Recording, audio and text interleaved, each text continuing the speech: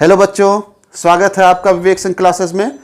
Class 11th के प्यारे बच्चों, पिछले वीडियोस में हमने आपको ये सिखलाया कि आप किसी फिजिकल क्वांटिटी का डायमेंशनल फार्मूला कैसे कैलकुलेट करोगे और उन डायमेंशनल फार्मूलों की सहायता से आप किसी इक्वेशन का वेरिफिकेशन कैसे करोगे कि वो इक्वेशन सही है या गलत। बच्चों, आज जो हम लोग पढ़ेंगे कि किसी इक्वेशन का डेरिवेशन कैसे किया जाए, किसी इक्वेशन को बनाया कैसे जाए, किसी इक्वेशन का फाइंड आउट कैसे किया जाए। बच्चों, इसके लिए बहुत ज़रूरी है यह जानना कि जिस फिजिकल क्वांटिटी का हमको समीकरण निकालना है, जिस फिजिकल क्वांटिटी का हमको फार्मूला कैलकुलेट करना है, सबसे पहले वो फिजिकल क्वांटिटी किन किन अदर क्वांटिटीज़ का फंक्शन है या किन किन अदर क्वांटिटीज़ पर डिपेंड करता है। जैसे मान लो कि आपको फोर्स का फार्मूला निकालना है, तो पहले ये पता लगा लो कि वो फोर्स किस किस चीज़ पर डिपेंड करेगा, किन किन फिजिकल क्वांटिटी पर डिपेंड करता है। आप सब लोग जानते हो कि फोर्स मास और एक्सेलरेशन यानी कि त्वरण पर डिपेंड करता है, द्रव्यमान और त्वरण पर डिपेंड करता है। इसी तरह से अगर हम ये पता लगा लें एक्सपेरिमेंट के द्वारा या क्वेश्चन में लिखा हुआ हो कि जिस फिजिकल क्वांटिटी का हमको एक्सप्रेशन फाइंड आउट करना है, जिस फिजिकल क्वांटिटी का हमको फार्मूला निकालना है, वो फिजिकल क्वांटिटी किन अदर फिजिकल क्वांटिटीज़ पर डिपेंड करती है, तो इस मेथड से हम उसके लिए एक्सप्रेशन, उसके लिए फार्मूला निकाल सकते हैं। तो सेकंड यूज है जो आज हम लोग इस वीडियो में देखेंगे और समझने की कोशिश करेंगे। Use number 2, derivation of formula, सूत्रों की उत्पत्ति। पहला यूज था वेरिफिकेशन ऑफ फार्मूला या वेरिफिकेशन ऑफ इक्वेशन। दूसरा यूज हम लोग आज क्लियर करेंगे इस वीडियो के माध्यम से, सूत्रों की उत्पत्ति, डेरिवेशन ऑफ फार्मूला। तो जैसा अभी हमने आपको सिखलाया या बतलाया कि जिस फिजिकल क्वांटिटी का आपको फार्मूला कैलकुलेट करना होगा, सबसे पहले ये जानना जरूरी है कि वो फिजिकल क्वांटिटी किन किन अदर फिजिकल क्वांटिटीज पर डिपेंड करती है। जैसे मान लो एक एग्जांपल लेते हैं कि जब कोई ऑब्जेक्ट सर्कुलर मोशन करता है, वृत्ताकार गति करता है, तो उसके सेंटर की ओर एक फोर्स लगता है। उस फोर्स को हम लोग अभिकेंद्र बल या सेंट्रीपिटल फोर्स कहते हैं। वो जो सेंट्रीपिटल फोर्स होता है वो ऑब्जेक्ट के मास पर डिपेंड करता है। ऑब्जेक्ट के मास का मतलब जो ऑब्जेक्ट घूम रहा होता है, सर्कुलर पाथ पर चल रहा होता है, उसके मास पर डिपेंड करता है, उसके वेलोसिटी पर डिपेंड करता है और रेडियस ऑफ पाथ पर डिपेंड करता है, वृत्ताकार पथ की त्रिज्या पर डिपेंड करता है। फिर से सुनिएगा, ये जो कथन हम बोल रहे हैं, जो स्लोगन, जो स्टेटमेंट बोल रहे हैं, ये आपको क्वेश्चन में दिया रहेगा कि अभिकेंद्र बल, सेंट्रीपिटल फोर्स डिपेंड करता है मास पर, वेलोसिटी पर और रेडियस पर। जिस क्रम में, जिस सीक्वेंस में आपके पास फिजिकल क्वांटिटी क्वेश्चन में दिया होगा, आप कोशिश करना कि उसी सीक्वेंस में लिखना। अब ये डिपेंड करता है, इसके लिए हमको एक मैथमेटिकल सिंबल इंट्रोड्यूस करना होगा, एक मैथमेटिकल सिंबल लगाना होता है, समानुपाती का चिन्ह लगाना होता है इन दोनों के बीच में। किन दोनों के बीच में? जिसका इक्वेशन निकालना हो और जिस फिजिकल क्वांटिटी का इक्वेशन निकालना हो वह किस पर डिपेंड करता है। जैसे एफ का फार्मूला निकालना है और ये एफ एम वी और आर पर डिपेंड करता है, तो इन दोनों के बीच में आप प्रोपोर्शनल सिंबल लगाओगे, समानुपाती का चिन्ह लगाओगे। ठीक, बस ये अगर आपने कर दिया तो आप इक्वेशन फाइंड आउट कर सकते हो वेरी इजीली। सेकेंड स्टेप ये होगा कि जिन फिजिकल क्वांटिटी पर वो फिजिकल क्वांटिटी डिपेंड करती है, जिसका आपको इक्वेशन निकालना है, उस पर आप पावर लिखोगे A B C D E F, ऐसे लिख सकते हो। अगर आवश्यकता होगी तो, वैसे जरूरत नहीं पड़ती है। ठीक है, ये इक्वेशन नंबर हो गया 1। प्रोपोर्शनल को इक्वल करने के लिए हम एक कांस्टेंट यूज करते हैं। नॉर्मली के लिखते हैं, कोई अदर कांस्टेंट भी यूज किया जा सकता है, ये आपकी इच्छा पर है। इक्वेशन नंबर 2 हो गया। लेकिन के की एक इंपॉर्टेंट प्रॉपर्टी है कि ये कांस्टेंट तो है, लेकिन ऐसा कांस्टेंट है जिसका कोई डायमेंशन नहीं है, यानी कि डायमेंशन लेस कांस्टेंट है, बीमाहीन नियतांक है। ये कैसा कांस्टेंट है? डायमेंशन लेस कांस्टेंट है, बीमाहीन नियतांक। जब आप दूसरा स्टेप पूरा कर लो, यानी कि प्रोपोर्शनल सिंबल को इक्वल सिंबल में कन्वर्ट कर दो, तो बस इसके बाद दोनों साइड का, क्योंकि अभी एक इक्वेशन हो गया, दोनों साइड के डायमेंशनल फार्मूलों को लिख दो जो उसमें यूज किए गए हैं फिजिकल क्वांटिटी। जैसे इसमें फोर्स यूज है, मास यूज है, वेलोसिटी यूज है, रेडियस यूज है।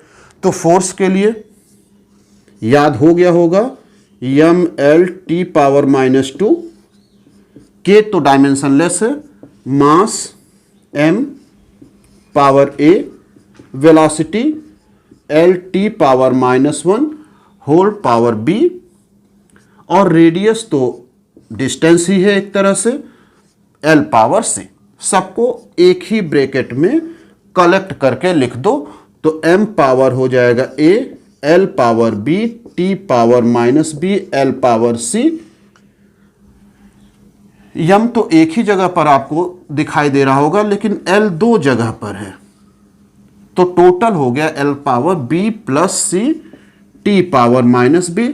लेफ्ट हैंड साइड में है m L T⁻²।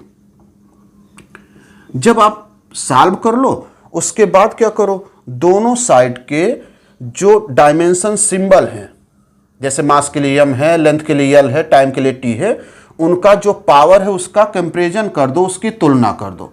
m का पावर a लिखा है तो यहाँ m का पावर कुछ नहीं दिख रहा होगा, इट मीन्स वहां पर 1 है। तो जब कंपैरिजन करेंगे तो आएगा a = 1। l का पावर इधर b + c है, इधर l का पावर भी कुछ नहीं दिखाई दे रहा है, तो वहां भी 1 छुपा होगा। t का पावर वहां पर -b है, इधर t का पावर -2 है, तो -b = -2, माइनस माइनस कैंसिल करेंगे, b की वैल्यू आ गई, a की वैल्यू डायरेक्टली मिल चुकी थी, हमने यूज किया है a, b और c। आप b की वैल्यू इस इक्वेशन नंबर 3 में रख दो, तो आपको मिल जाएगा c 2 + c = 1, c = 1 - 2। हम लोगों ने इक्वेशन नंबर 2 में, फिर से वापस आओ इक्वेशन नंबर 2, ये तो इजी स्टेप्स हैं, इसको आप फॉलो करके निकाल सकते हो। यहां पर वापस आते हैं, कौन कौन से सिंबल हम लोग यूज किए हैं। के ये क्वेश्चन में नहीं गिवन था, ए क्वेश्चन में नहीं गिवन था, बी क्वेश्चन में नहीं गिवन था, सी क्वेश्चन में नहीं गिवन था, यानी कि इसमें जो अननोन क्वांटिटीज थी वो थी के, ए, बी और सी। बच्चों इसमें से के को छोड़ करके बाकी सबका वैल्यू हम कैलकुलेट कर सकते हैं। के की वैल्यू हम आप डायमेंशनल फार्मूलों की सहायता से नहीं कैलकुलेट कर सकते हैं, यही सबसे बड़ा ड्रॉबैक है। यानी कि जो कांस्टेंट यूज किया जाता है उसका वैल्यू हम आप कैलकुलेट नहीं कर सकते हैं, यह इसका एक दोष है। तो कैसे उसकी वैल्यू लिखी जाएगी वो तो हम लोग अभी थोड़ी देर के बाद सीखेंगे। इस मेथड से के की वैल्यू कैलकुलेट नहीं की जा सकती है। हाँ, जो पावर से उनकी वैल्यू मिल गई, अब जब पावर्स की वैल्यू मिल गई तो आप उसे इक्वेशन नंबर 2 में पुट कर दो। Putting all this value A B C in equation number 2, तो मिलेगा क्या, यहां पर हम मिटा करके लिख रहे हैं, एफ = हो जाएगा के m⁻A, a की वैल्यू है 1, v⁻B, b की वैल्यू है 2, r⁻C, c की वैल्यू है -1।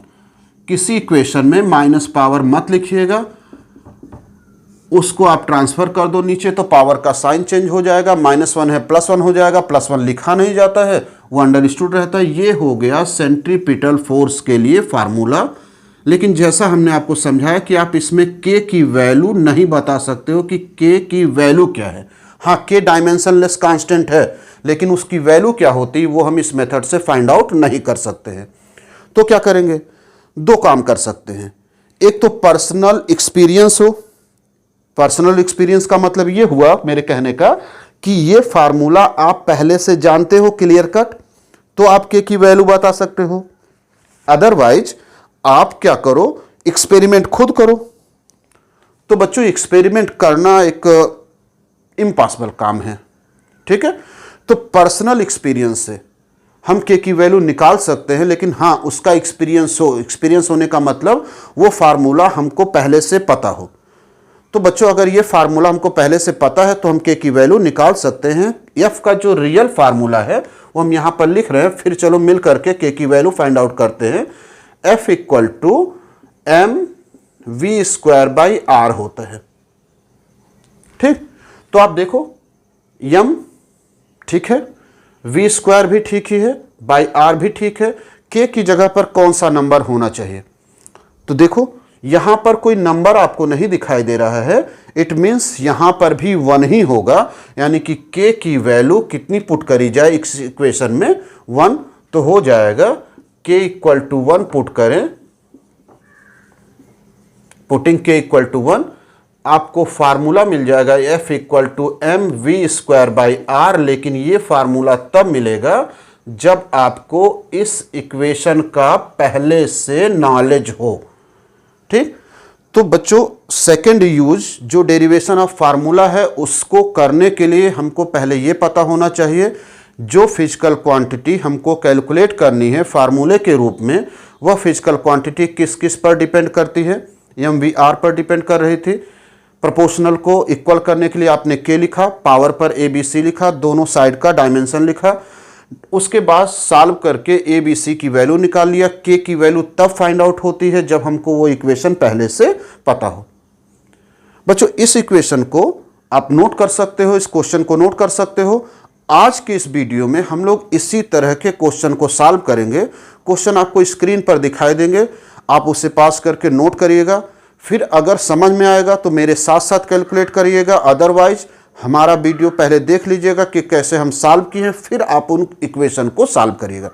जब आप सॉल्व करोगे तभी आपका दिमाग खुलेगा, तभी आपको समझ में आएगा। ठीक बच्चों, तो इसको नोट करिए, मिटाने चल रहे हैं और उसके तुरंत बाद स्क्रीन पर आपको एक क्वेश्चन दिखाई देगा, उसको सॉल्व किया जाएगा।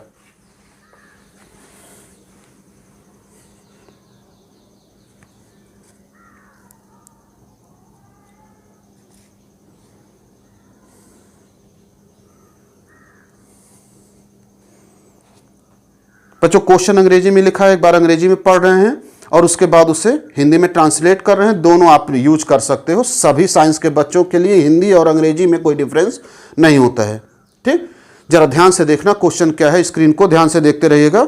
लिखा हुआ है frequency of oscillatory drop, bracket में सिंबल उसका लिखा है न्यू, में depends upon radius, density of liquid and surface tension of the liquid, find the value of time period. ठीक, हिंदी में इसी को सुनिएगा क्या लिखा हुआ है। किसी बूंद के पृष्ठ तनाव के कारण आवर्तकाल कैपिटल टी उसके घनत्व, त्रिज्या और पृष्ठ तनाव पर निर्भर करता है। तो आप बीमी विधि द्वारा यानी कि डायमेंशनल मेथड के द्वारा कैपिटल टी के लिए फार्मूला कैलकुलेट करो।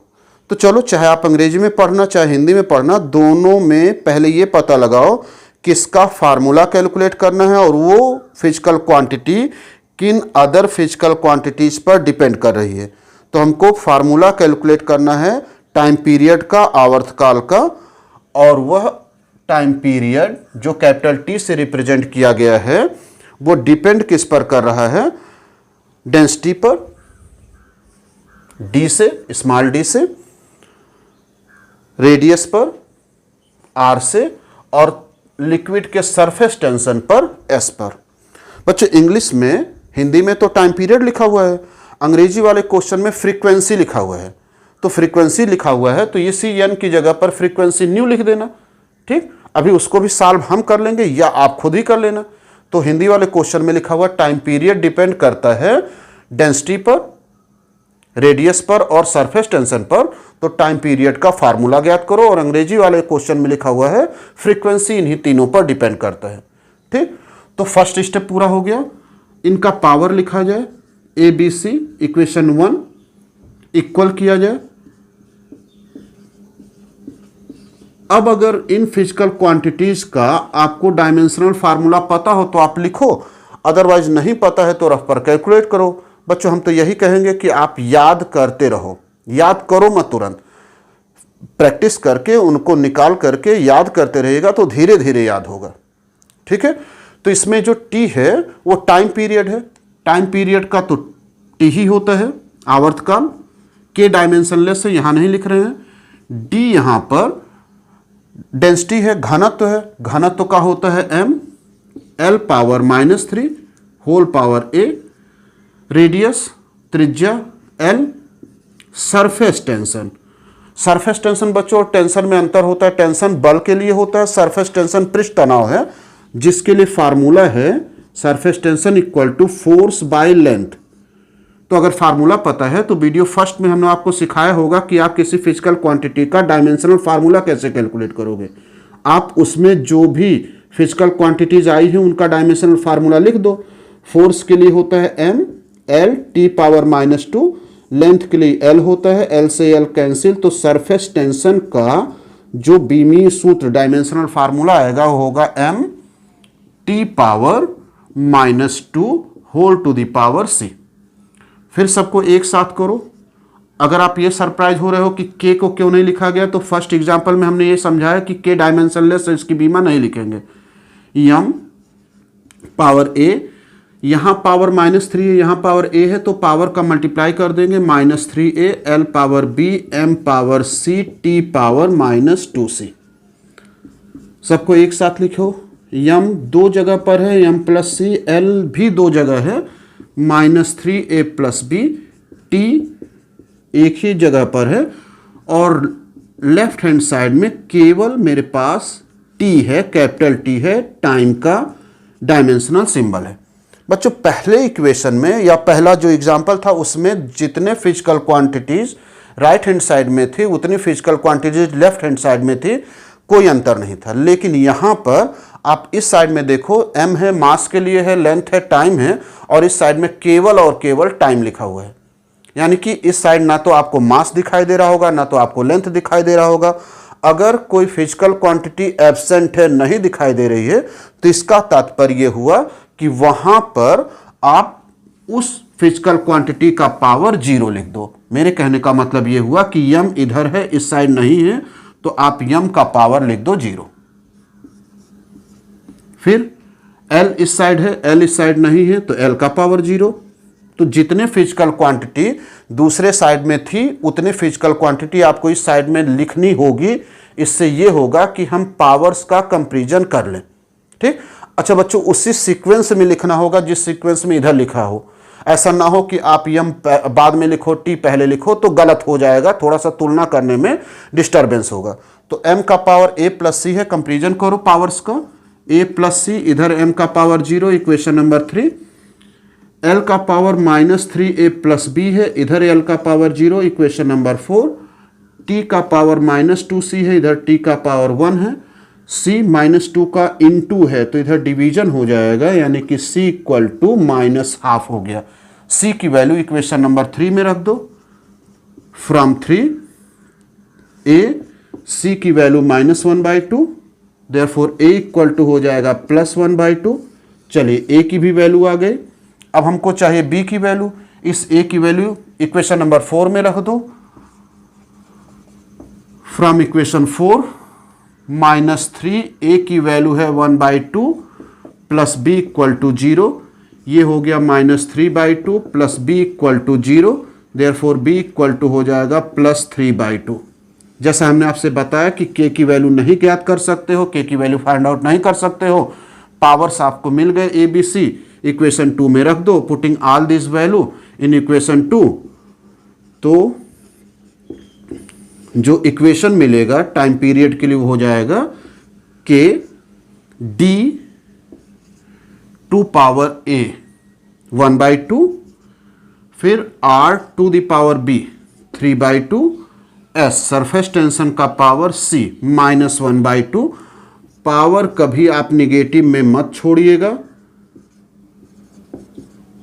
इसको नीचे लेते आओ, साइन चेंज हो गया। बच्चों आपको थोड़ा सा ये भी याद आ रहा होगा कि किसी नंबर का पावर अगर 1/2 लिखा है, इसका मतलब वो स्क्वायर रूट होगा। ठीक, तो इसका पावर 1/2 लिखा हुआ है, इसका भी पावर ध्यान से देखो तो 1/2 लिखा हुआ है। 3 इंटू 1/2, तो 1/2 यहाँ भी है, 1/2 यहाँ भी है, तो इसको हम लोग ऐसे भी लिख सकते हैं, d को अंडर रूट के अंदर कर सकते हैं, r को अंडर रूट में कर सकते हैं, लेकिन r⁻³ बच जाएगा, s को भी अंडर रूट में कर सकते हैं। ये हो गया टाइम पीरियड के लिए, उस ड्रॉप के आवर्तकाल के लिए फार्मूला। अब अगर इसका ओरिजिनल फार्मूला, जैसा इसका ओरिजिनल फार्मूला होता भी नहीं है, नहीं पता है, या होता भी है हमको नहीं पता है, हमको याद नहीं आ रहा है, तो नहीं लिखेंगे, के की वैल्यू छोड़ देंगे। ये हो जाएगा टाइम पीरियड के लिए एक्सप्रेशन इक्वेशन। बच्चों अगर आप अंग्रेजी वाले क्वेश्चन को सॉल्व किए होते तो हम मिटा करके इसी में समझाएंगे उसे क्या क्या चेंज करते, इसलिए थोड़ा सा टाइम लेंगे इसके लिए। तो पहले इसे आप क्वेश्चन तो नोट ही कर चुके होंगे, उसका सलूशन देख लो। इंग्लिश वाले में लिखा हुआ है कि यहां पर फ्रीक्वेंसी आई हुई है, फ्रीक्वेंसी न्यू से लिखी गई है, तो आप इसे न्यू से लिखोगे, ठीक। न्यू यानी कि आवृत्ति का जो डायमेंशनल फार्मूला होता है t⁻⁻1, t⁻⁻1, t⁻⁻1, उस साइड तो एज इट इज चलेगा। a + c = 0 अब भी होगा, -3a + b = 0 अब भी होगा, -2c = यहां पर -1 हो जाएगा, दोनों तरफ का माइनस कैंसिल होगा, c = 1/2, a की वैल्यू, c की वैल्यू रखोगे 1/2 + 1/2, तो a की वैल्यू हो जाएगी -1/2, यानी कि साइन चेंज हो जाएगा, न्यूमेरिकल वैल्यू आंकिक मान तो वही है। इक्वेशन 4 में पुट किया जाए तो माइनस का माइनस में मल्टीप्लाई करोगे तो ये हो जाएगा +3/2, इसलिए b की वैल्यू आ जाएगी -3/2। इक्वेशन नंबर 2 में रख दें तो अब हमको फ्रीक्वेंसी मिल जाएगा d पावर a की वैल्यू है -1/2, r पावर b की वैल्यू है -3/2, s पावर c की वैल्यू है +1/2। तो इस समय हम लोग d और r को नीचे ले आए तो हो जाएगा s power 1/2, d power 1/2, r power 3/2, 1/2 का मतलब हो गया अंडर रूट s d और r³। ये हो गया फ्रीक्वेंसी के लिए एक्सप्रेशन, फ्रीक्वेंसी के लिए फार्मूला। तो दोनों एक ही साथ हो गए। हिंदी वाले क्वेश्चन में आपने टाइम पीरियड निकाल लिया उसी सवाल में, और अंग्रेजी वाले क्वेश्चन के लिए आपने फ्रीक्वेंसी निकाल लिया। अच्छा, अगर बच्चों आपको ये पता हो कि फ्रीक्वेंसी यानी कि आवृत्ति आवर्तकाल का उल्टा होता है, टाइम पीरियड का उल्टा होता है, तो टी वाले को आप उल्टा लिख दो, न्यू का फार्मूला मिल जाएगा, ठीक। तो आप कर सकते हो। फिलहाल डायमेंशनल फार्मूले के हेल्प की सहायता से आपने 2 सवाल एक साथ सॉल्व किया, टाइम पीरियड के लिए और फ्रीक्वेंसी के लिए। इसको नोट करिए, फिर अगला सवाल स्क्रीन पर देखिए ध्यान से क्या लिखा हुआ है, उसे हम पढ़ रहे हैं और फिर उसका एक्सप्रेशन निकालने की कोशिश कर रहे हैं डायमेंशनल फार्मूलों की सहायता से। तो बच्चों चलो इसे इरेज करें, फिर अगला क्वेश्चन देखिए क्या है। नेक्स्ट क्वेश्चन है बच्चों, पढ़िएगा, लिखा हुआ है कि वेलोसिटी ऑफ ट्रांसवर्स वेव, ठीक है, on a string may be depend upon length of string and tension, यहां टेंशन लिखा हुआ, सरफेस टेंशन नहीं है, एंड मास पर यूनिट लेंथ m। तो drive the formula of velocity. जो स्ट्रिंग में, स्ट्रिंग यानी कि डोरी, धागा, उसको तान करके, उसको टाइट करके उसमें फ्रीक्वेंसी जनरेट करी गई तो कुछ आवाज निकली, उसकी जो वेलोसिटी है या कह सकते हो जो तरंग डेवलप हो रही है, ट्रांसवर्स वेव लिखा हुआ है, उसका जो वेलोसिटी है v से रिप्रेजेंट किया गया, वो किस पर डिपेंड कर रहा है, टेंशन पर, ठीक, मास पर यूनिट लेंथ पर और लंबाई पर। यहां स्मॉल m बच्चों मास के लिए नहीं है, यहां स्मॉल m मास पर यूनिट लेंथ है। सेकेंड वीडियो में भी हमने आपको इस पर काफी समय लेकर के समझाया कि कुछ एक्सप्रेशन में, कुछ फार्मूलों में स्मॉल m मास को नहीं रिप्रेजेंट करता है, मास पर यूनिट लेंथ को रिप्रेजेंट करता है, खासकर उन एक्सप्रेशंस में जहां पर वाइब्रेशन हो रहा हो स्ट्रिंग में, ठीक। तो यहां पर डोरी स्ट्रिंग में वाइब्रेशन हो रहा है तो उससे जो वेव जनरेट हो रही है उसकी वेलोसिटी प्रोपोर्शनल है तनाव के, टेंशन के मास पर यूनिट लेंथ के, बार बार इस पर जोर दे रहे हैं, इसको ध्यान में रखिएगा, क्योंकि बच्चों हम लोग जब लापरवाह हो जाते, कैजुअल हो जाते हैं ना, तो इसे मास मान करके सॉल्व कर देते हैं और फिर गलत हो जाते हैं, बाद में परेशान होते हैं कि किया सब कुछ सही, आया क्यों नहीं, और लेंथ पर डिपेंड करता है। ठीक, पावर लगा लिया जाए, जल्दी से इक्वल किया जाए, V equal to K T power A M power B L power C. अच्छा बच्चों, एक चीज और भी दिमाग में से निकाल देना कि जिस सीक्वेंस में दिया जाता है, जरूरी तो है कि इसी सीक्वेंस में लिखो, अगर आप उस सीक्वेंस को बदल भी दोगे तो भी एक्सप्रेशन पर कोई इफेक्ट नहीं पड़ेगा। जैसे यम यहां लिखा, आप यम पहले लिख दो, टी बाद में लिख दो, यल बीच में लिख दो, कोई इफेक्ट नहीं होगा। लास्ट में जो इक्वेशन मिलना था वही इक्वेशन मिलेगा। ठीक है, अब वेलोसिटी का एल टी पावर -1 के डायमेंशनलेस क्वांटिटी है, टेंशन फोर्स है, तो M L T power -2 whole to the power A. Mass पर यूनिट लेंथ, यहां हम बार बार बोल रहे हैं मास पर यूनिट लेंथ। मास पर यूनिट लेंथ का फार्मूला है total mass by total length. जिस धागे के लिए आप निकाल रहे हो, जिस स्ट्रिंग के लिए निकाल रहे हो, उसका total mass divided by length धागे का। अच्छा, ये फार्मूला हो गया, तो इससे डायमेंशनल फार्मूला निकालना चाहो तो मास को आप कैपिटल एम से रिप्रेजेंट करते हो, लेंथ को आप एल से लिखते हो, तो सॉल्व करोगे तो होगा M L power -1, M L power -1 whole to the power B. Length के लिए तो यल होता ही है।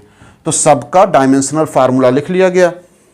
अब बस सबको एक साथ कर लो, एक ब्रैकेट में कर लो, m power a l power a t power -2a, power का पावर में मल्टीप्लाई हो गया, m power b l power -b l power c। m total power हो गया a प्लस b, l का टोटल पावर हो गया a minus b plus c। l तीन जगह पर है, l l l, l का पावर a, l का पावर -b, l का पावर c। मल्टीप्लाई करते समय पावर जोड़ देते हैं तो a माइनस बी प्लस सी, और t power -2a, L T power -1। इधर तो फिक्स है। जरा दोनों तरफ के डायमेंशन का जरा कंपैरिजन कर लो। पहले डायमेंशन का कंपैरिजन करो, फिर पावर का करो। इधर मेरे पास यल है, टी है, यल है, टी है, एम इधर एक्स्ट्रा, इधर एम नहीं है, तो जो डायमेंशन नहीं है उसका पावर हम 0 यूज कर दे रहे हैं। अब पावर का कंपैरिजन करो। पहले डायमेंशन का देख लो कि डायमेंशन इक्वल है कि नहीं, डायमेंशन के सिंबल हैं दोनों तरफ बराबर कि नहीं। उसके बाद पावर का a प्लस बी, इधर m का पावर 0, इक्वेशन नंबर 3 हो जाएगा। l power a minus b plus c, इधर l का power 1, equation number 4। -2a equal to -1, minus minus cancel, a equal to 1/2। Equation 3 में वैल्यू रखो a की, तो 1/2 plus b equal to 0, therefore b equal to -1/2। b की value calculate हो गई, a की वैल्यू कैलकुलेट हो गई, बचा c। उसके लिए आप इक्वेशन 4 यूज करो। a 1/2 माइनस b की वैल्यू माइनस आई है, plus C equal to 1, minus का माइनस में मल्टीप्लाई करेंगे प्लस हो जाएगा, 1/2 ऐड करेंगे 1 होगा, 1/2 ऐड करेंगे 2/2 मीन्स 1, प्लस 1 से कैंसिल, c इक्वल टू हो जाएगा 0। सभी पावर्स की वैल्यू आ गई, इक्वेशन नंबर 2 में रख दो।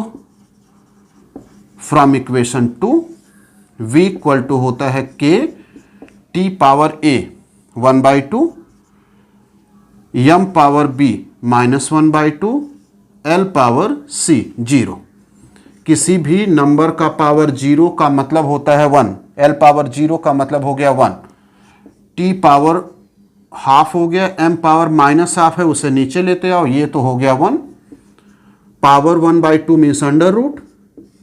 अब जो बच्चे इससे पहले वाला वीडियो देखे होंगे जिसमें हमने आपको सिखलाया था कैसे वेरिफिकेशन करते हैं, तो उसमें इसी इक्वेशन का वेरिफिकेशन किया गया था, लेकिन वो इक्वेशन कुछ इस तरह से लिखा गया था, v equal to under root T by M small M. और अगर एक बार यूज किए हो तो हल्का फुल्का याद होगा, कई बार यूज कर लोगे तो परफेक्टली याद हो जाएगा। अगर आपको ये याद है तो के की वैल्यू आप बता सकते हो क्या होगा, नहीं याद आ रहा है तो नहीं बताओगे। यानी कि आप देख लो के जगह पर कोई नंबर नहीं है, इसलिए पुट कर दें के इक्वल टू 1, यूजिंग लिख सकते हो, पुटिंग लिख सकते हो। We get v equal to under root capital T by small m। ये हो गया जो ट्रांसवर्स वेव निकल रही थी उसकी वेलोसिटी। ठीक है बच्चों, यहां पर देखना L का पावर 0 आ गया है। L का पावर 0 आ गया, इसका मतलब ये हुआ कि यह जो वेलोसिटी है वो लेंथ पर डिपेंड नहीं कर रही, वो केवल दो ही फिजिकल क्वांटिटी पर डिपेंड कर रही है, टेंशन पर और मास पर यूनिट लेंथ पर। तो इसे नोट करिए और फिर इसी की तरह सारे क्वेश्चन इसी की तरह ही मिलेंगे आपको। एक क्वेश्चन और देखना, मिटा रहे हैं इसको। तो बच्चों स्क्रीन को ध्यान से देखना, उस पर एक और क्वेश्चन लिखा हुआ दिखाई देगा कि किसी नली से बहते हुए द्रव का क्रिटिकल वेलोसिटी, क्रिटिकल वेलोसिटी क्रांतिक वेग। बच्चों कभी कभी फिजिक्स में कुछ ऐसे वर्ड्स का यूज कर लिया जाता है जो परेशान करने के लिए लिखे गए होते हैं, उस क्वेश्चन में उनका कोई मीनिंग नहीं है। यहाँ पर हमको वेग से मतलब है, वेलोसिटी से मतलब है, हमको क्रांतिक वेग से मतलब नहीं है, तो हम केवल वेग पर कंसंट्रेट करेंगे। तो ये जो क्रिटिकल वेलोसिटी है ये किस पर डिपेंड कर रहा है? व्यास पर, जिसको कैपिटल डी से लिखा गया है, डेंसिटी पर, रो से लिखा गया है, और कोएफिशिएंट ऑफ विस्कोसिटी पर, ईटा से रिप्रेजेंट करा गया। Power A B C equal कर लो, डी पावर ए इक्वल करने के लिए कांस्टेंट का मल्टीप्लाई करो जो डायमेंशनलेस क्वांटिटी है। दोनों साइड के डायमेंशनल फार्मूलों को लिखो। वेलोसिटी चाहे क्रिटिकल हो या वेलोसिटी हो, एल टी पावर -1, के डायमेंशनलेस है, डायमीटर एल।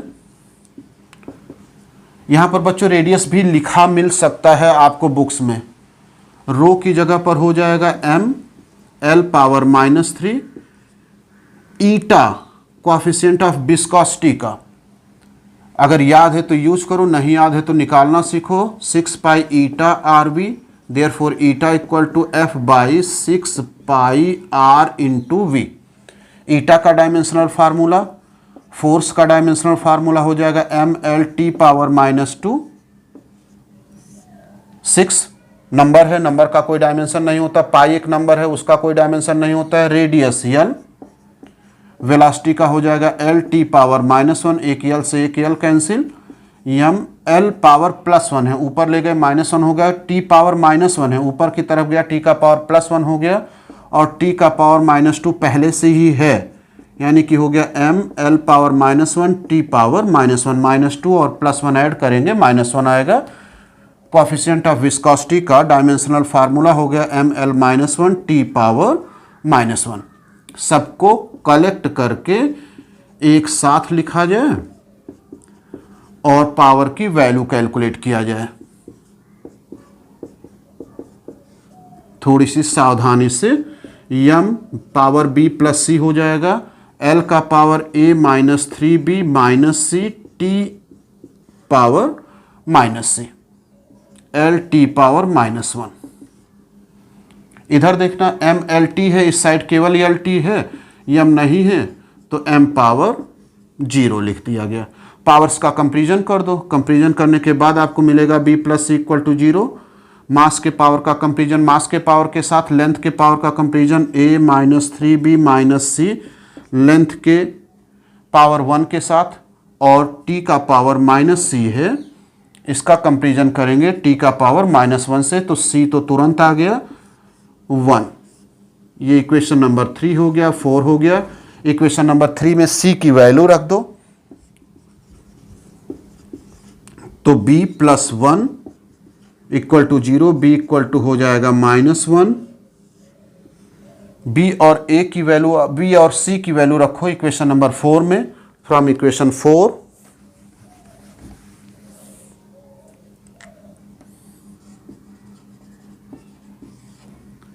क्या मिलेगा आपको? इक्वेशन 4, a -3 b की वैल्यू -1 c की value 1 equal to 1, a + 3 - 1 equal to 1, a + 2 equal to 1, a equal to हो जाएगा 1 - 2, a equal to -1। Equation number 2 में वैल्यू को रखो। From two vc equal to हो जाएगा k d to the power a -1 rho to the power b -1 eta to the power c 1। vc equal to k eta by d rho. बच्चों इस equation को Reynolds equation कहते हैं, Reynolds समीकरण कहते हैं। ठीक है, जो किसी पाइप से बहते हुए द्रव की वेलोसिटी को कैलकुलेट करने के लिए यूज में लाया जाता है। बच्चों अगर जैसा बताया हमने कि इस डायमीटर की जगह पर रेडियस होता ना, तो ये सब चेंज हो जाता। अच्छा, जो डायमेंशन डायमीटर का होगा वही रेडियस का भी होगा, इसलिए यहां पर नीचे कोई चेंज नहीं आएगा। बस d की जगह पर आप रेडियस r लिखोगे, यहां पर d की जगह पर r हो जाएगा। तो जिनके भी बुक्स में रेडियस लिखा होगा वो रेडियस के लिए सॉल्व करेंगे, जो कि डायमीटर लिखा होगा डायमीटर के लिए सॉल्व करेंगे। सॉल्व करने का मेथड एक ही होगा। तो एक क्वेश्चन और आपने देखा,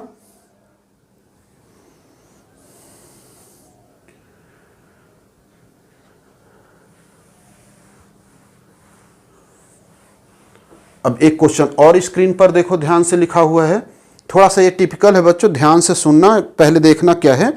इसमें कई वर्ड विशेष तौर पर यूज करे गए हैं। जैसे पहला लेटर आप देख रहे होगे, रेट ऑफ फ्लो, लिक्विड का रेट ऑफ फ्लो।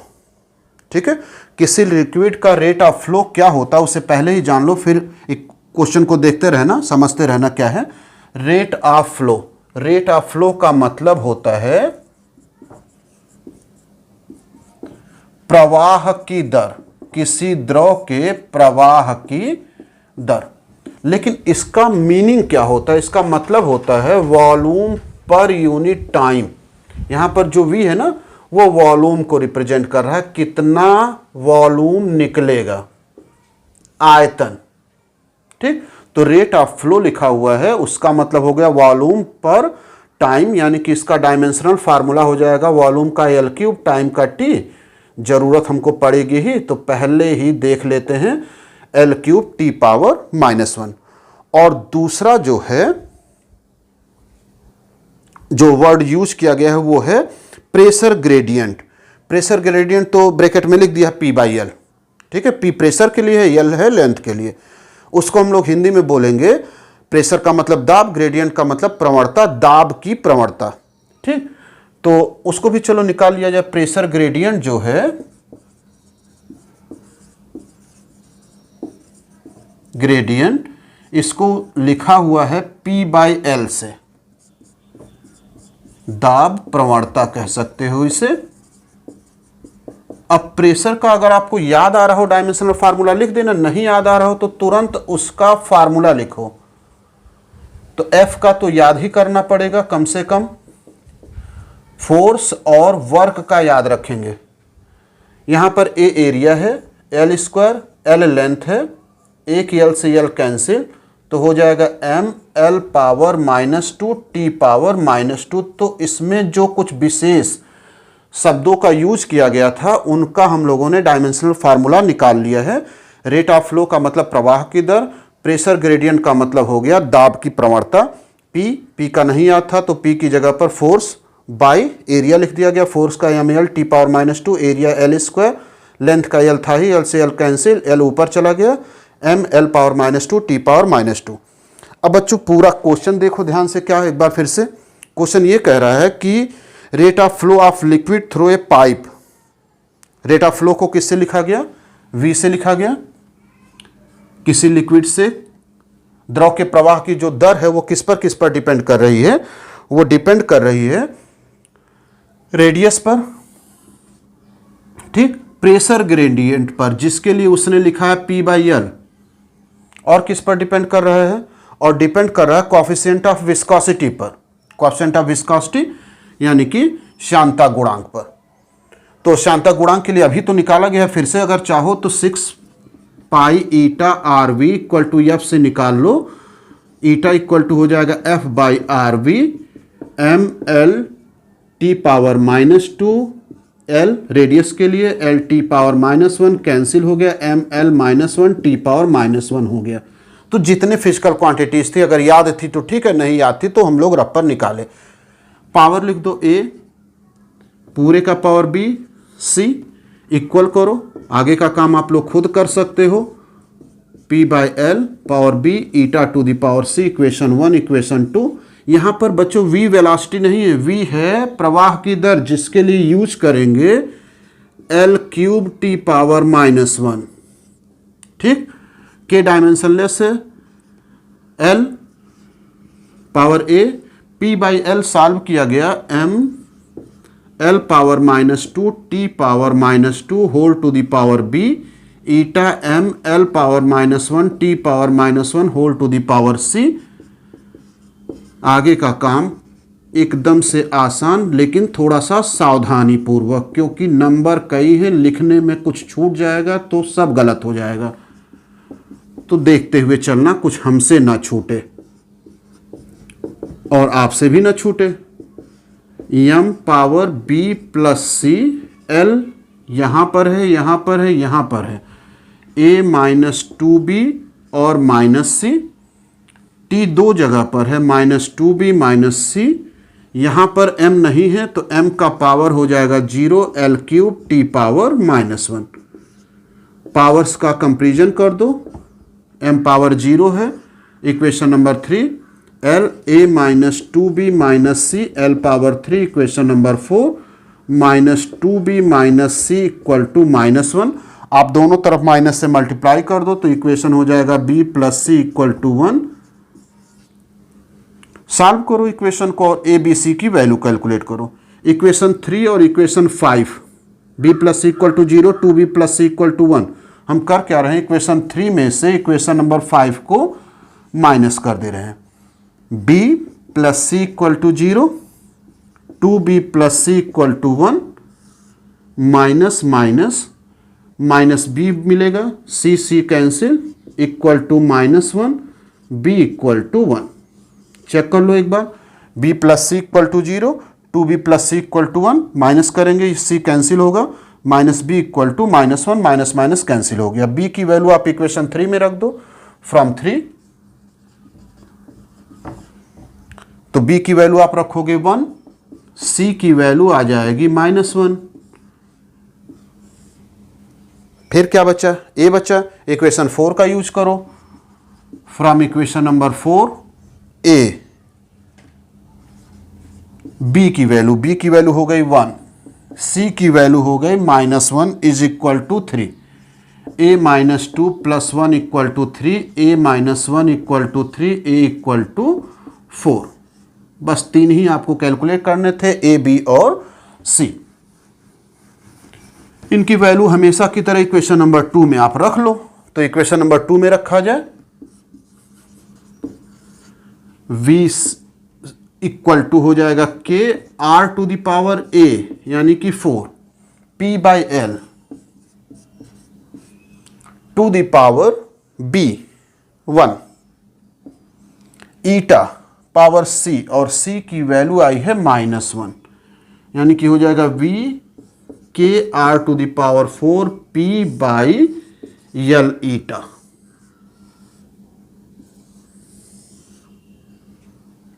ये भी कोई ऐसा फार्मूला, वेल नोन फार्मूला नहीं है जहां से हम लोग k की वैल्यू निकाल लें, तो k की वैल्यू नहीं निकलेगा, आप k के ही पद में इसके आंसर को दे सकते हो। तो अब आपको क्वेश्चन आसान लग रहे होंगे, जल्दी से आप एक और क्वेश्चन स्क्रीन पर देख लो। क्वेश्चन में लिखा हुआ है कि सरल आवर्त गति करते हुए, सरल आवर्त गति यानी कि SHM सिंपल हार्मोनिक मोशन करते हुए किसी पिंड की जो एनर्जी है कैपिटल E, वो एनर्जी मास पर डिपेंड कर रहा है, स्मॉल m। वो जो एनर्जी है जिसके लिए आपको इक्वेशन निकालना है, वो एनर्जी डिपेंड कर रहा है फ्रीक्वेंसी पर, आवृत्ति पर, n पर, और वो आयाम पर डिपेंड कर रहा है, एम्पलीट्यूड पर डिपेंड कर रहा है। बच्चों आयाम एक तरह का डिस्टेंस होता है मिड पोजीशन से, माध्य अवस्था से, इक्विलिब्रियम से कितना मैक्सिमम डिस्प्लेसमेंट हो रहा है एक साइड। ठीक, तो अगर आपने इक्वेशन को ध्यान से देख लिया है तो चलो लिखा जाए। एनर्जी का फार्मूला कैलकुलेट करना होगा। तो एनर्जी ई जो है वो डिपेंड किस पर कर रही है? एनर्जी ई ये डिपेंड कर रहा है मास पर, नंबर 1, फिर डिपेंड कर रहा है फ्रीक्वेंसी पर, एन पर, और एम्पलीट्यूड पर। बच्चों यहां पर देखो, ए को हमने डायरेक्ट फार्मूले में यूज कर लिया है ना, तो पावर हम ए बी सी नहीं लिखेंगे, नहीं तो खुद कंफ्यूज हो जाएंगे कि ए किस ए की वैल्यू निकालें और किस ए की जगह पर वैल्यू को रखें। ठीक, तो इसके लिए हम करेंगे क्या, एक्स वाई जेड यूज कर लेंगे। ठीक है, इसे इक्वल करो, आगे का काम फिर से आसान, k m power x n power y a power z, दोनों साइड का डायमेंशनल फार्मूला लिखो। एनर्जी का वर्क के इक्वल होता है क्योंकि work is energy, energy is work. Mass x, frequency t power -1, आयाम लेंथ होता है एल, ये तो बहुत आसान लग रहा है, एल पावर जेड। थोड़ा सीक्वेंस में कर देना, क्रम से लिख देना, L power Z T power -y। दोनों तरफ के डायमेंशन को ध्यान से देखो, तो दोनों तरफ के डायमेंशन के लिए जो सिंबल है सेम है, एम है, एल है, टी है, हमको कुछ करने की जरूरत नहीं, डायरेक्ट कंपेरिजन करो पावर्स का। तो एम का पावर एक्स, इधर एम का पावर 1, आंसर मिल गया। एल का पावर जेड, एल का पावर 2, ये भी आंसर मिल गया। -y -2 y equal to 2।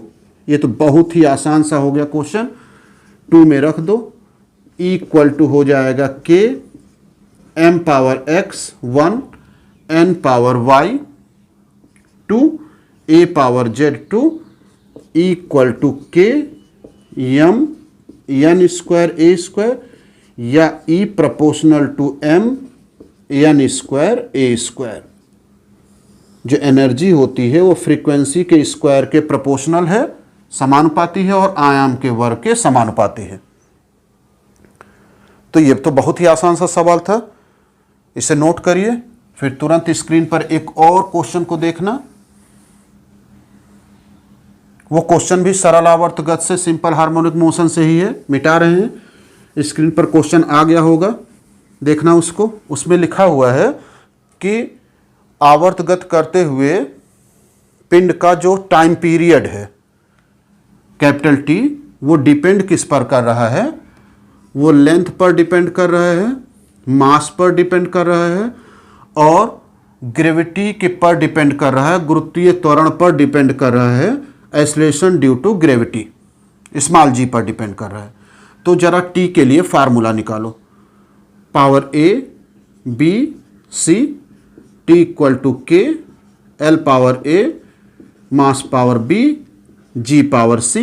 दोनों साइड का आप डायमेंशनल फार्मूला लिख दो। टाइम पीरियड टाइम होता है, length mass, acceleration due to gravity गुरुत्वीय त्वरण, यह भी एक प्रकार का त्वरण है, तो इसका डायमेंशनल फार्मूला त्वरण के डायमेंशनल फार्मूला एक्सेलरेशन के डायमेंशनल फार्मूला जैसा ही होगा, यानी कि एल टी पावर -2 ही होगा।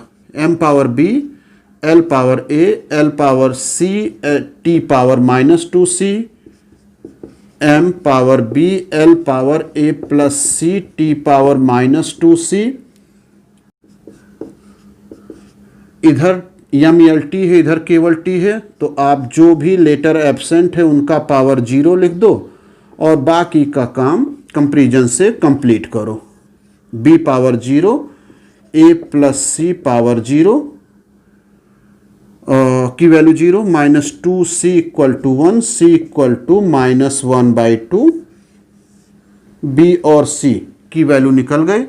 इस इक्वेशन को 1 2 3 का यूज करो, c की वैल्यू रख दो।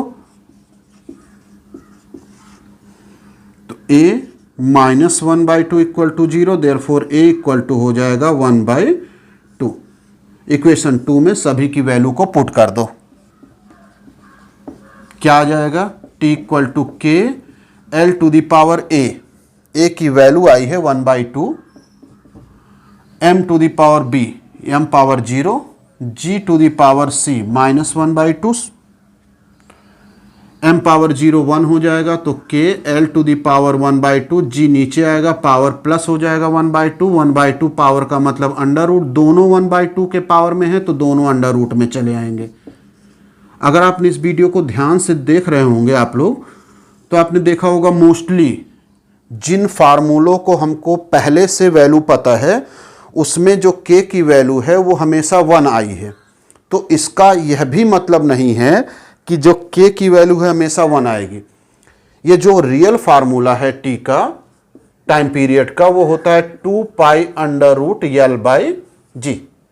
तो इसमें आप देख रहे होगे कि जो k की जगह पर है वो 1 नहीं है, 2 पाई लिखा है।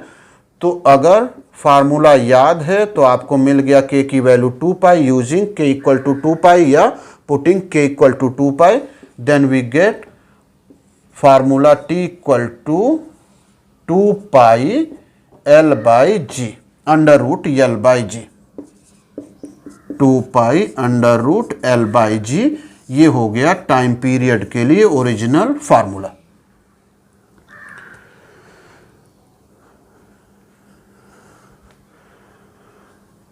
तो बच्चों इतना क्वेश्चन पर्याप्त है आपको ये जानने के लिए कि कैसे किसी भी इक्वेशन को हम लोग कैलकुलेट करते हैं डायमेंशनल फार्मूले की सहायता से। ठीक है, तो बच्चों अभी तक आपने पढ़ा use number 2 derivation of formula.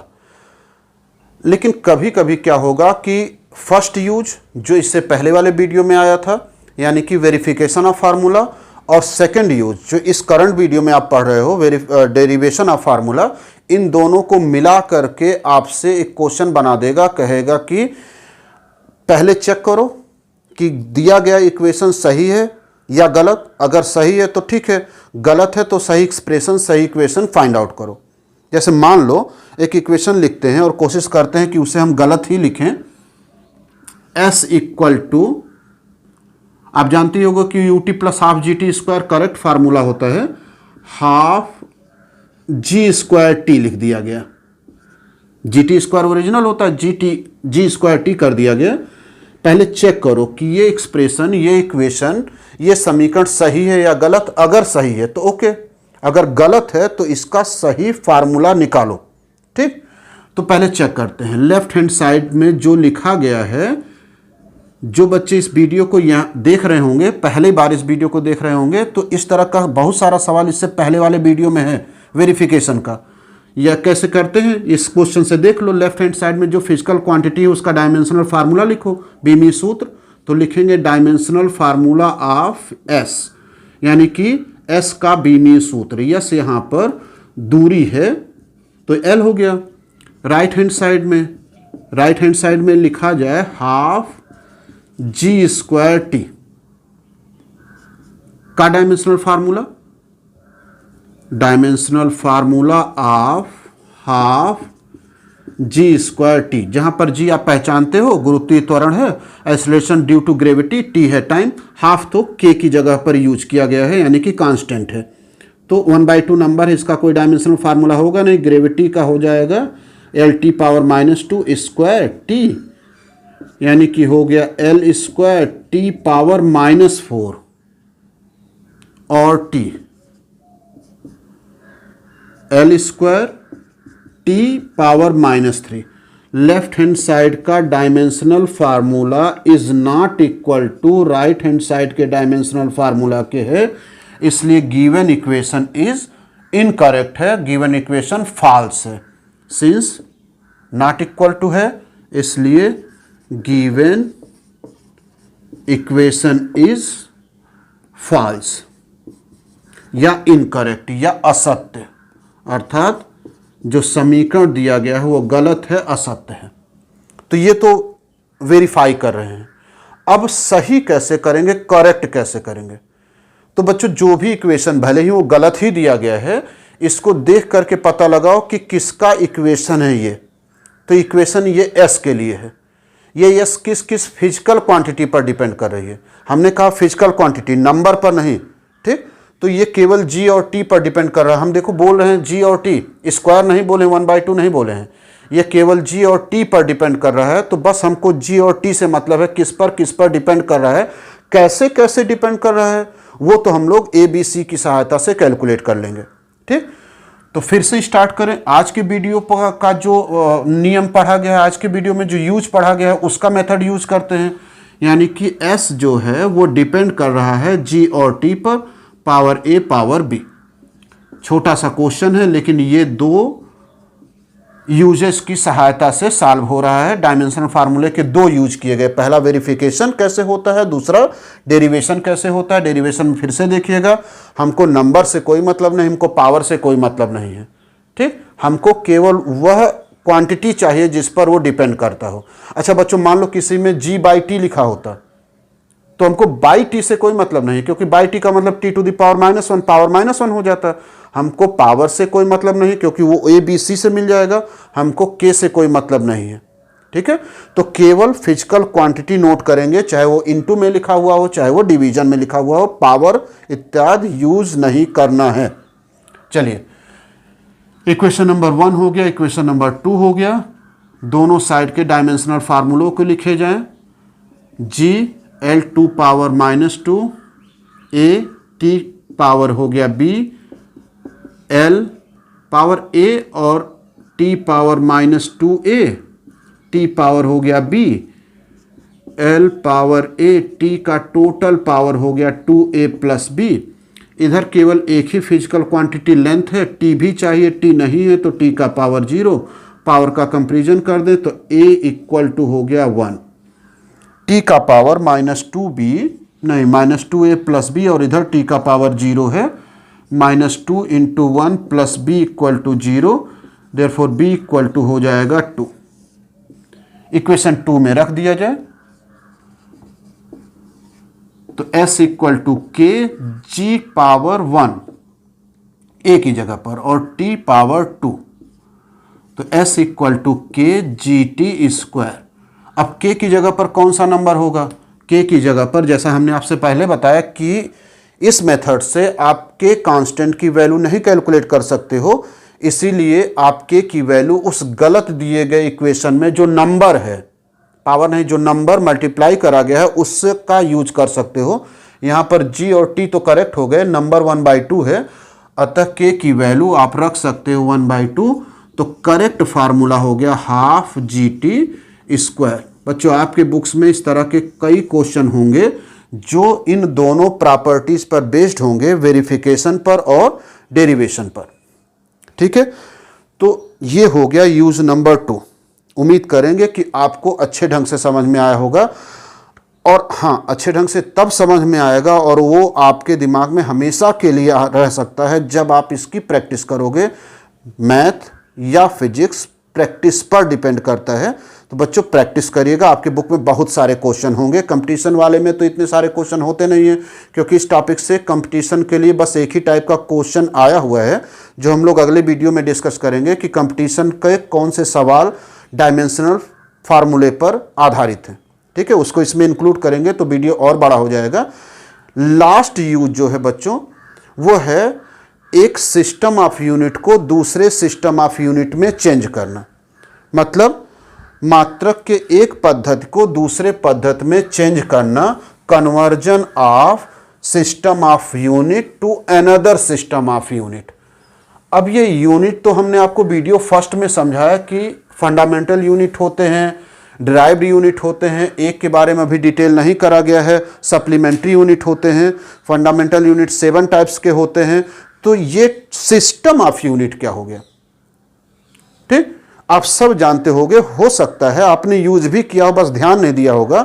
आपने देखा होगा कि जो लेंथ होता है बच्चों, वो लेंथ को हम लोग मीटर में, फंडामेंटल यूनिट मीटर होता है, मीटर में मेजर करते हैं, लेकिन सेंटीमीटर में भी तो यूज करते हैं, ठीक।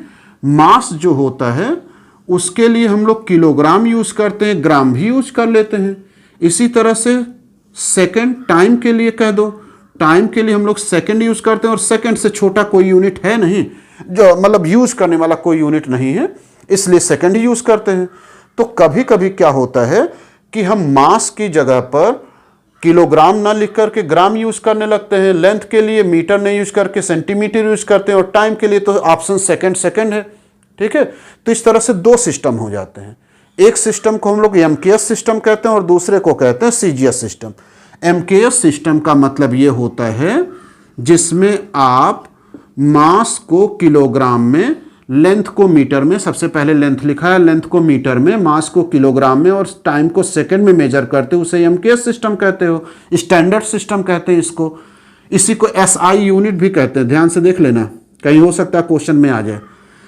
अगर आप मास को किलोग्राम की जगह ग्राम में यूज करो, लेंथ को मीटर की जगह सेंटीमीटर में यूज करो, तो उसे सीजीएस सिस्टम कहते हैं, सीजीएस सिस्टम। सी का मतलब हो गया सेंटीमीटर, ग्राम से सेकंड वाला सिस्टम, जिसमें लेंथ को सेंटीमीटर में, मास को ग्राम में और टाइम को सेकंड में मेजर करते हैं। बच्चों इसके अलावा ये तो कॉमन यूज करे जाते हैं, इसके अतिरिक्त एक और होता है जिसका कॉमन यूज नहीं होता है, जैसे फुट, पाउंड और सेकंड। एफपीएस सिस्टम भी होता है। लेंथ को हम लोग फुट में नापते हैं, जैसे जमीन का आपने देखा होगा स्क्वायर फीट में मेजर किया जाता है। ठीक, आप केक इत्यादि खरीदने के लिए जाते हो तो पाउंड में बोला जाता है, आपने कभी किलोग्राम नहीं माना होगा अपने बर्थडे का केक की 5 किलोग्राम का केक दे दो, आप पाउंड में मांगे होंगे, तो मास को पाउंड में भी मेजर किया जाता है। सेकंड जो है ना, वो तीनों सिस्टम में टाइम के लिए सेकंड ही यूज किया जाता है, चाहे वो एमकेएस हो, चाहे वो सीजीएस हो, चाहे वो एफपीएस हो। तो हम लोग एफपीएस पर कंसंट्रेट नहीं करते हैं, हम लोग अपना पूरा फोकस करते हैं एमकेएस पर और सीजीएस पर। एक बार फिर से देख लो, यहां पर एम फॉर मीटर है, के फॉर किलोग्राम है, एस फॉर सेकंड है, यहां पर सी फॉर सेंटीमीटर है, जी फॉर ग्राम है और एस फॉर सेकंड है। बच्चों आप यह भी जानते होंगे कि अगर यूनिट बड़ा रखा जाए तो उसके साथ न्यूमेरिकल वैल्यू छोटी रखनी पड़ती है, और यूनिट छोटा रखा जाए तो न्यूमेरिकल वैल्यू बड़ी होती है। ये क्या हम कहना चाह रहे हैं वो कुछ ये है कि अगर आप लिखते हो 1 आवर, 1 घंटा, टाइम के लिए जो 3 कह सकते हो, हमारे लिए यूनिट बनाए गए, आवर बनाया गया, घंटा बनाया गया, मिनट बनाया गया और सेकंड बनाया गया। तो अगर तीनों में से हम घंटे का यूज कर रहे हैं, आवर का यूज कर रहे हैं और उसके साथ न्यूमेरिकल वैल्यू 1 लिखे हैं और इसको कन्वर्ट करना चाहते हैं छोटे यूनिट में, सेकंड में, तो क्या 1 = 1 ही होगा? नहीं, आप जानते हो कि 1 घंटे में कुल 3600 सेकंड होते हैं।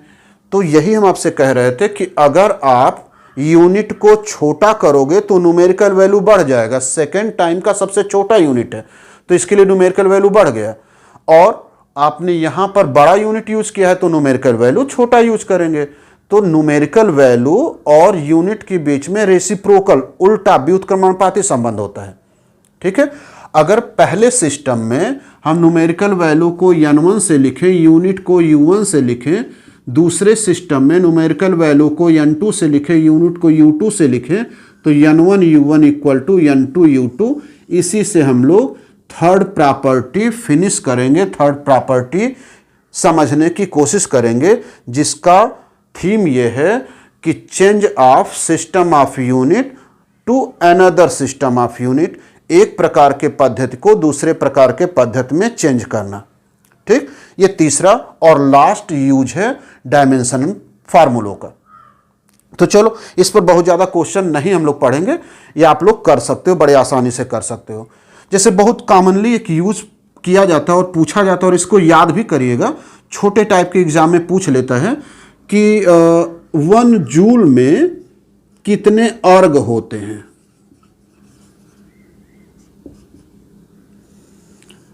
How many ergs in 1 joule, 1 joule में कितने अर्ग होते हैं।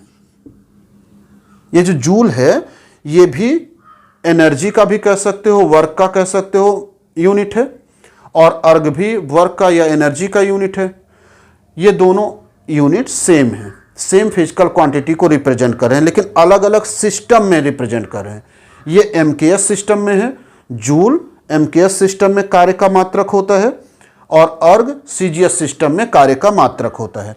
तो हम यहां पर लिख दे रहे हैं, आप अगर पहली बार जान रहे होगे, ये एमकेएस सिस्टम में है और ये सीजीएस सिस्टम में है। ठीक, तो पूछ रहा है 1 जूल में कितने अर्घ होते हैं।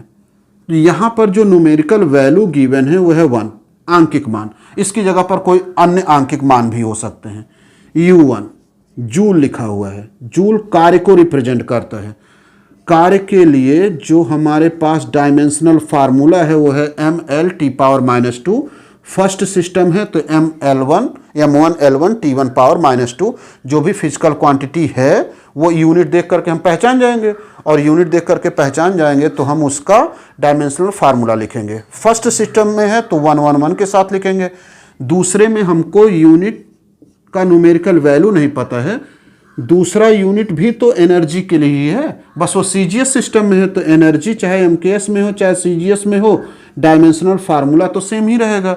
इसलिए यहां पर डायमेंशनल फार्मूला सेम आएगा। नीचे हम लोग 222 लिख देंगे, जो ये बताएगा कि ये हम लोग सेकेंड टाइप ऑफ सिस्टम में यूनिट को लिखे हैं, दूसरे तरह के पद्धति में यूनिट को लिखा गया है। अब जरा फार्मूले को यूज करो, N1 U1 = N2 U2। Therefore N2 equal to हो जाएगा N1 U1/U2। N2 N1 की वैल्यू 1 है, U1 U2, U1 के वैल्यू को डायमेंशनल फार्मूले को लिखो तो हो जाएगा M1 L1 T1⁻²। एक चीज छूट रहा है, ये वर्क डन था तो इसका डायमेंशनल फार्मूला होता है mL² T⁻²। M2 L2² T2⁻²। आपको करना क्या है, आप एक जैसे सिंबल को एक साथ कर दो। M1/M2 एक ब्रैकेट में, L1/L2 एक ब्रैकेट में, दोनों का स्क्वायर कर दिया जाए। T1/T2 एक ब्रैकेट में, इसका दोनों का पावर -2 है। अब M1 का मतलब क्या है, फिजिकल मीनिंग क्या है। M माने मास, 1 माने पहले सिस्टम में। मास को पहले सिस्टम में किस यूनिट से रिप्रेजेंट किया जाए। 1 का मतलब पहला सिस्टम, M माने मास, पहले सिस्टम MKS सिस्टम है, ठीक। तो इसे MKS सिस्टम में लिखा जाएगा। तो मास को MKS सिस्टम में किलोग्राम में मेजर किया जाता है, तो यहां हो जाएगा किलोग्राम। M2 मीन्स दूसरा सिस्टम, मास का दूसरा सिस्टम CGS है, CGS में ग्राम में मेजर किया जाता है, तो किलोग्राम/ग्राम। लेंथ L1 पहले सिस्टम में, MKS सिस्टम है पहला वाला, उसमें लेंथ को मीटर में मेजर किया जाता है तो मीटर। दूसरे वाले L2 में सेंटीमीटर है, CGS सिस्टम है लेकिन होल स्क्वायर है। T1 दोनों सिस्टम में सेकंड होता है, सेकंड से सेकंड कैंसिल।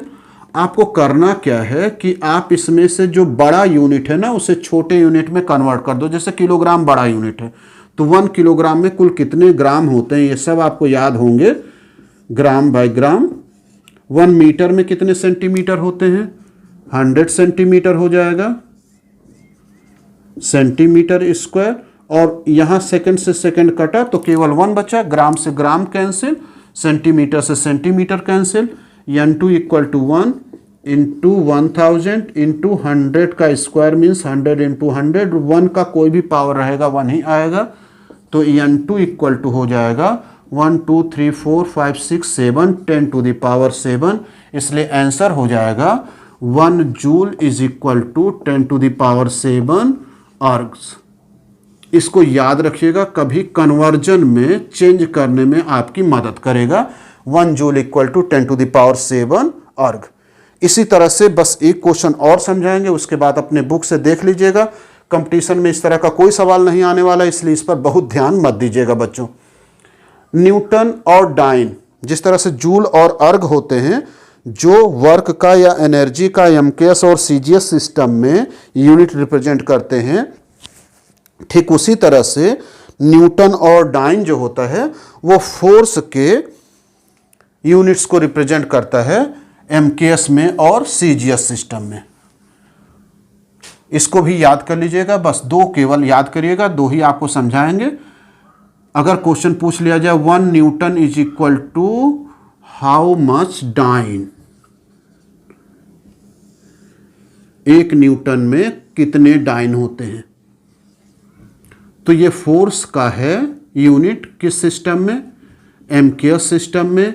ये फोर्स का ही यूनिट है CGS सिस्टम में, ठीक। तो N1 न्यूमेरिकल वैल्यू इजी सरल हो जाए इसलिए हम लोग 1 लिख रहे हैं।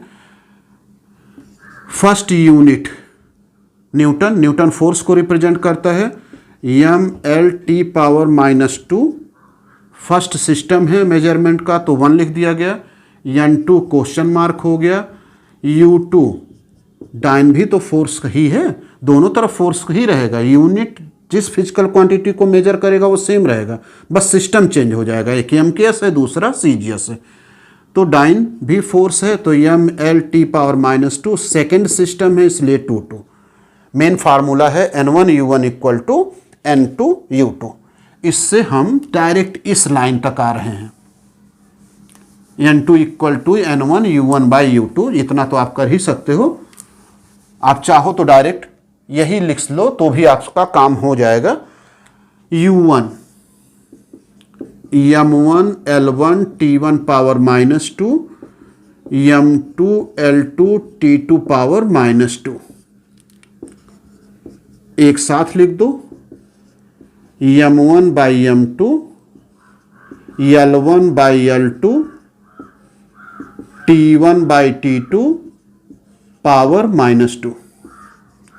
1 का मतलब पहला सिस्टम, मास का पहला सिस्टम MKS था तो किलोग्राम में मेजर किया गया होगा, मास का दूसरा सिस्टम CGS था तो ग्राम में मेजरमेंट किया गया होगा, L1 MKS सिस्टम में लेंथ मीटर में मेजर किया गया होगा, L2 सेंटीमीटर में मेजरमेंट हुआ होगा, दोनों सिस्टम में टाइम के लिए सेकंड ही यूज किया गया होगा, सेकंड से सेकंड कैंसल, बड़े यूनिट को छोटे यूनिट में चेंज कर दो, 1 किलोग्राम में हो जाएगा 1000 ग्राम।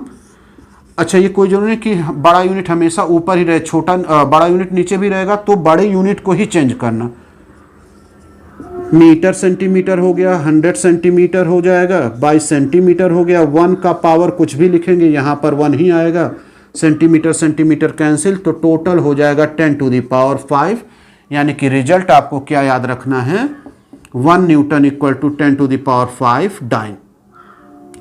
तो बच्चों इस तरह से हम लोग एक सिस्टम ऑफ यूनिट को दूसरे सिस्टम ऑफ यूनिट में कन्वर्ट करना सीख गए। ये तीसरा जो था ये बहुत ही फेमस नहीं, बहुत यूजफुल नहीं है कह सकते हो, हम लोग कभी इस मेथड से चेंज नहीं करते हैं, अपने पुराने मेथड से ही यूनिट को चेंज करेंगे एक सिस्टम से दूसरे सिस्टम में जैसा पहले कर रहे थे। ठीक बच्चों, तो हम लोग बच्चों डायमेंशनल फार्मूले के लगभग कह सकते हो ख़त्म कर चुके हैं। इसका ड्रॉबैक क्या है, इसमें कुछ दोष होते हैं, हर सिस्टम में कुछ ना कुछ दोष होते हैं, इसमें जो कमी है और इस पर आधारित जो कंपटीशन में क्वेश्चन आए हैं लास्ट 2-3 साल में वो हम लोग अगले वीडियो में पढ़ेंगे। प्यारे बच्चों इस वीडियो के लिए बस इतना ही, मिलते हैं अगले वीडियो में, बाय बाय।